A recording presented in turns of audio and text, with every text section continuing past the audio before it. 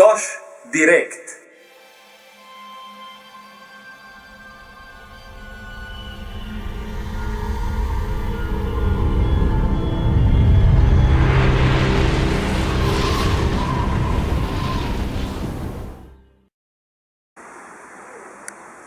Spoštovano občestvo, ne morem, da se ne bi pikal v detajle.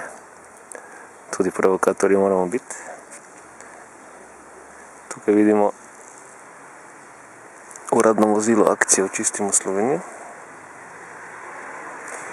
In se tako vsak res pristen ekolog po srcu vpraša, ali ne bi bilo bolj smiselno, da bi uradni avto bil hibrid ali pa celo električno vozilo. No, se vemo, da je ta akcija odvisna od tega, da tudi kdo kaj da relativiziramo vse skupaj, ampak dejansko gre za to, da če se spomnimo tiste akcije izpred 2 let, ki je bila organizirana in izvedena zelo pohvalno, tako da čestitke vsem, da so dejansko sedaj odlagališča, ki so bila takrat divja in tudi očiščena, spet kontaminirana in ne šele sedaj, ampak zelo hitro zatem.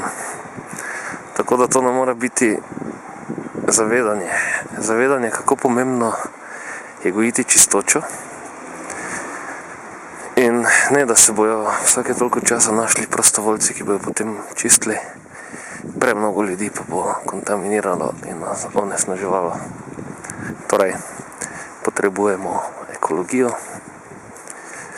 potrebujemo tudi egologijo, da se bolesten ego človeka utiri v zdrave in dolgoročno koristne tirnice.